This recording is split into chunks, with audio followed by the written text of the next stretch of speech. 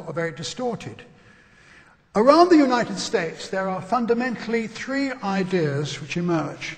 The first is home of the brave, land of the free, defender of democracy, and all that kind of stuff, which people are either envious of, jealous of, admire, want to be part of, or are suspicious of, but it's there, it exists. The second is tremendously powerful technology, NASA, Microsoft, Apple, Silicon Valley, all that stuff. Hugely significant chunk of our ideology, of our thinking about America. And the third is demotic, vulgar, trashy muck, which they push all over us and which, surprisingly, we all buy, whether it's McDonald's or Disney or doesn't make any difference. Now, these three ideas, which are very, very powerful, I'm not saying they're true, I mean, I'm talking about perception. You may have very different ideas about what these things mean, but the perceptions of the United States are very strong, around the United States are very strong. What do you think are the perceptions that exist around this country? How many of you know what this country is? It's Portugal, and the perceptions that exist around Portugal are, apart from those which belong to its near neighbours, fairly negligible. In other words, people don't think much about it. How many of you know what this country is? It's Venezuela. How many people have any ideas at all about Venezuela, even what continent it's on? Quite right. Now, the point about all this is that the number of countries grows and grows and grows. Within the last 7 years, there have been 25 new countries in the world. It is an enormous number of countries.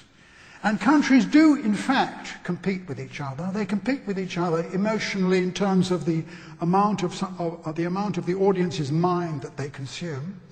In other words, do I like Germany? Do I want to be with it? Am I influenced by German ideas? Hence Goethe Institute, hence the British Council, hence Alliance Française, these huge cultural entities which try to create a friendly idea towards the nation. They are influenced also by brand export. We've talked about that a little bit just now. Enormously significant and potent is the idea of the country behind the brand. They are influenced also in terms of tourism. Do I want to go there? Do I like it? And they are influenced in terms of where they invest their money. So these are very real issues. They are economic issues, they are cultural issues, they are social issues, which countries face in a marketplace which is ever increasing, where most countries, in fact, are very, very small or are so disjointed and disconnected in terms of their history that we know nothing about them at all. This is the Ukraine. Now, the Ukraine has 60 million people in it. It is twice as large as France. It has a nuclear industry with which some of us may be familiar, for better or worse. It's a very large, and was in the days of the Tsars in the 19th century, a very successful exporter of agricultural products like butter and wheat and so on. This imagery around the Ukraine has perhaps been replaced by the idea of Chernobyl, which is the only export that anybody can remember of the Ukraine. The idea of the Ukraine as an attractive holiday destination would not necessarily be a big winner in major European markets. So the Ukraine has a real issue in establishing who and what it is in a world which is increasingly competitive and which ideas around the Ukraine are extremely, not to put too fine a point on it, negative. Let's look at this lot. Who knows the difference between Kazakhstan, Kyrgyzstan, Uzbekistan, Turkmenistan, Tajikistan, and there are a few other stans around there which are not former parts of the Soviet Union? Who knows the difference? Some are rich comparatively, some are poor comparatively.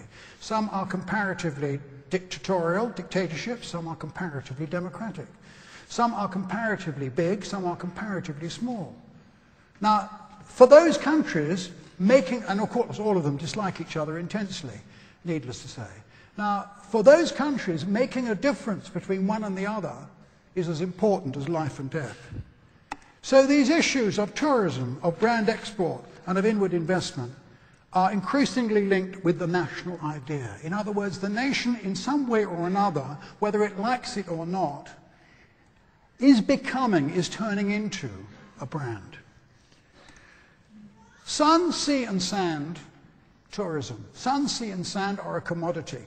If Portugal can sell it for 100, then the Gambia can sell it for 95, Tunisia can maybe sell it for 80.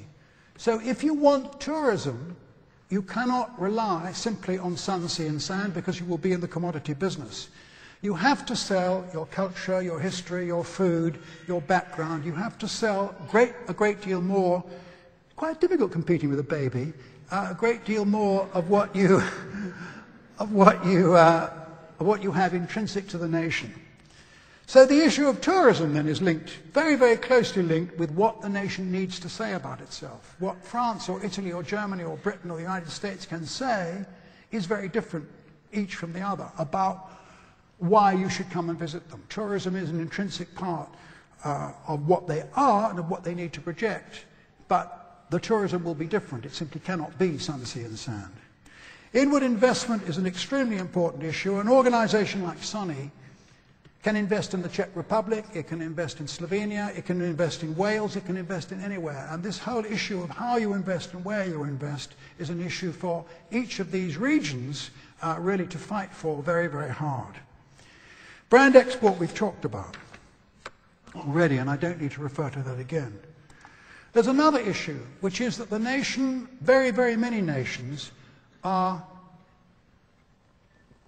disruptive, they are disjointed, they have changed what they were. Germany is not what it was before the fall of the wall, before the unification. It is a different country.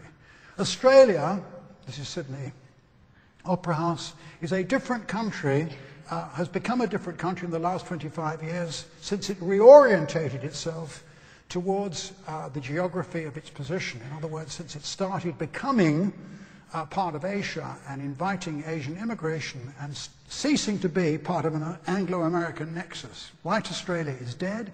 Australia has become a different country and needs to project a different idea of itself. Coming much nearer home, Spain is probably the most dramatic example near us of a country that has changed very dramatically in the last 25 years. Franco died in 1975. At that time, Spain was an autarkic, poverty-stricken, isolated country on the fringe of Europe with absolutely no influence on the rest of Europe, and it was regarded, insofar as it was regarded at all, as a home of traditional activity like flamenco. Everything you looked at in Spain was down at heel and ragged and falling to bits. This was a petrol station in 1975. This is the same petrol station today. What has happened in Spain is that it has reorientated itself. It has come together using a whole series of forces, commercial forces like Telefonica or Repsol, cultural forces like Almodovar, great engineering works by people like Calatrava, the use of expositions like those in Sevilla, the Olympics in Barcelona in 1992, all of these things have remade the idea of what Spain is, both for itself and for the outside world. But this also raises another issue, which is that, like Germany, like a number of other countries, Spain is deeply federal, regionalistic. So here is an advertisement from 1992, from the Barcelona Olympics, which I think was 96, wasn't it? And here they're saying the Olympics are not in Spain, they're in Catalonia. So the nation state has not only got all these other problems that I talked of in terms of the competition between itself and the other nations, it's also got the issue that it is looking at regionalism from below, and in Europe it is looking for the European Union from above. So the idea of, if you like, branding the nation is not so new. The difference is that we didn't call it branding. Branding is a new word. Bismarck didn't use branding. He didn't talk about the creation of a nation, about the nation as a brand. What these three 19th century German nationalists did, Treitschke and Wagner and Bismarck, was create through different sets of associations, historical associations, cultural associations, and political associations, an idea of a Germany which had not ever existed before. Germany was created as, if you like, in modern terms, in modern day language, as a brand by the political, cultural, and social means and economic means that were available to those people at that time.